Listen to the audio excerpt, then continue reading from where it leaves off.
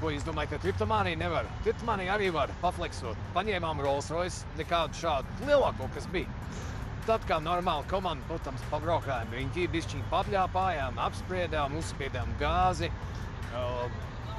pamainījāmies. Nu, visi gribēja izmēģināt, kāds tas ir. Tad, protams, aizgājām atpakaļ uz viesnīcu, pasēdējām mazliet uz balkonu, pabaudījām vakara skatu Dubajā un viss pārējais kā tāds. Un tad, protams, kad skaidās skatu baudīšanas, visi bija krietni izsaukuši un vajadzēja doties kaut ko apēst. Nu, nekas cits nenāca prātā, kā apmeklēt pasaulē vienīgo 8 zvaigžņu viesnīcu, kas ir jaunais Atlantis, uz Palmas pašā galā blakus vecajam Atlantisam, kuram jāizbrauc ir cauri, nebija jānobrauc garām pa šo te ceļu, un tad jau varat arī būt klāt.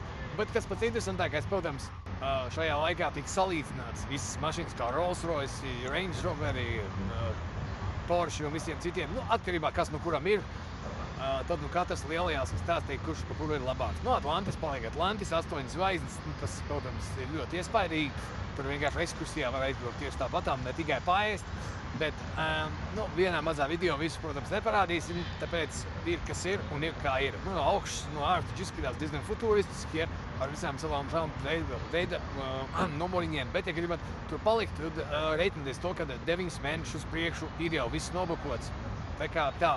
Puls gribējām paēst restorānā, bet izrādās, ka bija šeiks atnācis un tajā vakarā visu restorānu viens pats ar ģimeni paņēmis, līdz ar to nekas neatlika, kā meklēt kaut ko citu. Nu, sanāca apēst 8 zvaigžņu burgeri tieši pa 8 zvaigžņu cenu, bet bija ļoti garšīgi un viss bija ļoti priecīgi, lai tas nevarētu atkal jau doties atpakaļ uz pilsētu.